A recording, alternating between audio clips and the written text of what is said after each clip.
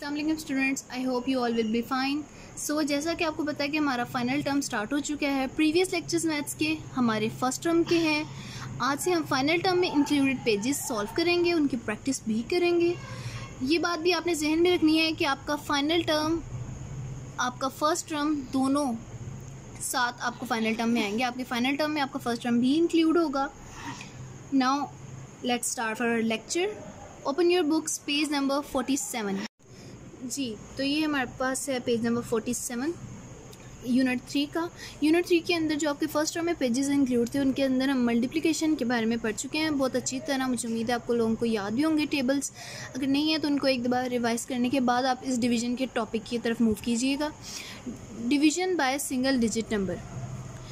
इसके अंदर हमारे पास जो डिवाइज़र है वो हमारा हमेशा नहीं, सिंगल डिजिट नंबर की जब बात होगी तब हमारा जो डिवाइज़र होगा वो एक डिजिट का होगा। जिस तरह यहाँ पर 4 है। और जो हमारा डिविडेंड होगा उसकी कोई लिमिट नहीं बताई हुई, उन्होंने सिर्फ कहा है कि division by single digit number.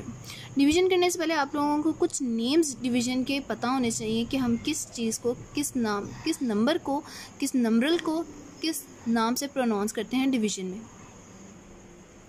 सो यहाँ मैंने एक सम सॉल्व किया हुआ है डिवीज़न का। इसे भी मैं सोल्यूशन इसका नहीं बताऊँगी, अभी मैंने सिर्फ आप लोगों को लेबलिंग के लिए बताया है। ये सॉल्व करके यहाँ पे लिखा है। हमारे पास जो आंसर आएगा उसे हम क्या कहेंगे, क्वोशंट। जो हमारे पास वैल्यू डिवाइड होगी उसको हम कहेंगे डिविडेंड। जिस वैल्यू से हम डिवाइड करेंगे वो होगा हमारे पास डिविज़र।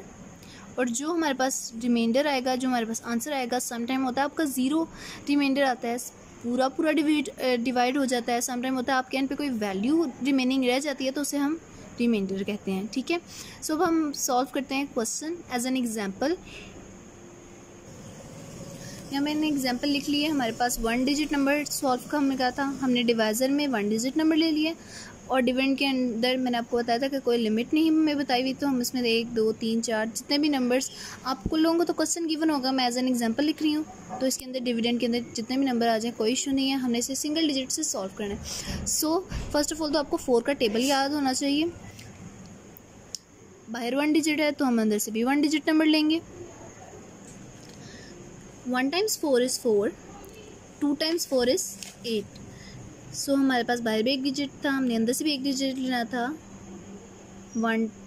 2 टाइम्स 4 इज़ 8, माइनस किया, सो हमारे पास कुछ रिमेनिंग नहीं बचा। 4 एज इट इज़ हम 1 डिजिट अगेन नीचे ले आए।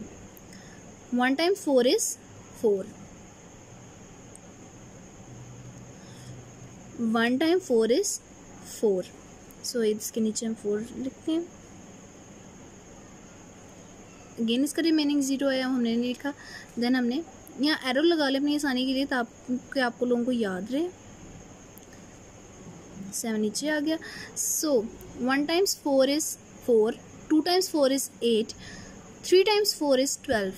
सो 12 7 से बड़ी वैल्यू आ रही है, सो हम 3 पर नहीं जाएंगे। 2 टाइम्स 4 भी नहीं कर सकते बिकॉज वो 8 है। 1 टाइम्स 4 अगेन करेंगे। 1 टाइम्स 4 इज़ 4, माइनस करें। 7 में से 4 सब्ट्रैक्ट किया, हमारे पास 3 आंसर आ गया। 2 हमने अगेन एरो लगा के उसे 3 के साथ राइट कर लिया। अगेन 4 का टेबल रीड करें। 1 times 4 is 4, 2 times 4 is 8, 3 times 4 is 12, 4 times 4 is 16, 5 times 4 is 20, 6 times 4 is 24, 7 times 4 is 28, 8 times 4 is 32। So 8 times 4 is 32। इधर हम 8 लिखेंगे, इधर हम 22। सो 32 में से 32 जब हमने सब्ट्रैक्ट किए तो हमारे पास रिमाइंडर में क्या आ गया, 0। एक और बात, आप लोगों ने डिविडेंड और डिविज़र को नहीं आंसर में लिखना। आपने अपने आंसर के अंदर जस्ट अपना क्वोशंट जो हमारे पास क्या आया, 21118, 2118 एंड रिमाइंडर हमारे पास आया है 0। ठीक है, होप सो आपको समझ आ गई हो। अब हम एक नया स्टेप करेंगे जो होगा चेकिंग का। अभी हमने यही एग्जाम्पल शीट पर सॉल्व किए, अब हम इसकी चेकिंग की तरफ मूव करते हैं। एक और बात, जब हमारे पास रिमाइंडर 0 आ जाए, आप रिमाइंडर लिखना चाहें तो भी वेल एंड गुड है कि 0 है। अगर आप ये लिख देते हैं कि देयर इज़ नो रिमाइंडर तो भी कोई गलत बात नहीं, ये भी आंसर आपका ठीक है। जिस तरह यहाँ पे लिखा हुआ है the quotient is 2118 and there is no reminder. To check if the answer is reasonable, we estimate the value of 8472 divided by 4। हमने अभी यही क्वेश्चन सॉल्व किया, उसको कह रहे हैं कि आप एस्टिमेट करके हमें बताएं कि आंसर रीज़नेबल है कि नहीं है। अब हम एस्टिमेट कैसे करेंगे, मूव करें पेज नंबर 48 पर।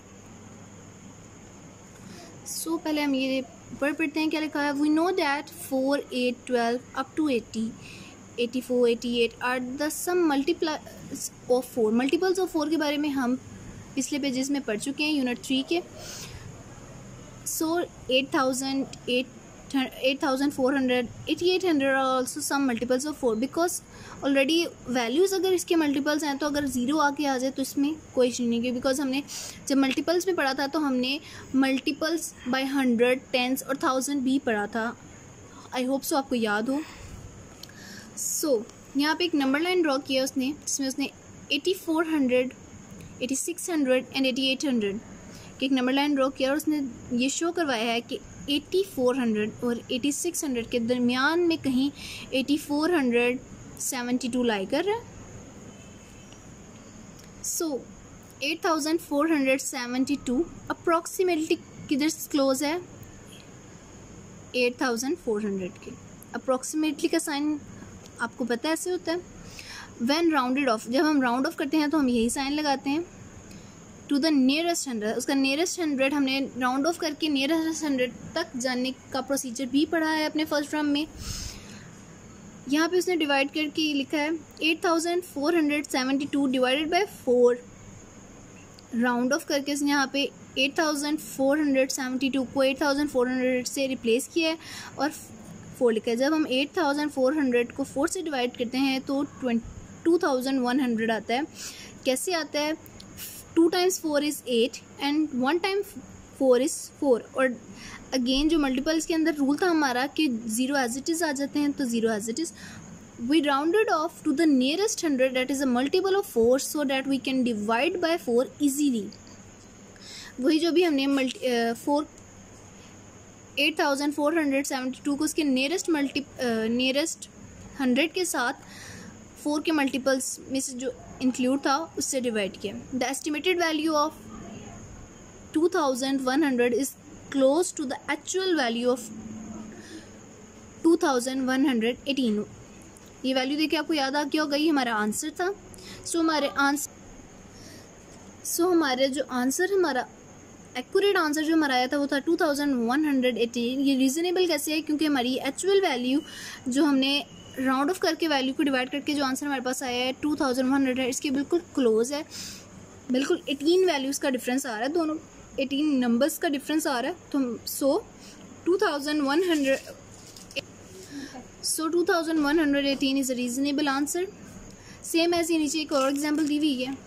A tank with the capacity of 2649 liters filled with water. The water from a tank is poured into 6 similar containers and fill them completely. What is the capacity of each container? What is the capacity of each container? How much the water is left? Check whether the answer is reasonable or not. Same as आपने division करनी है 2649 को 6 similar containers हैं उनमें divide करना है।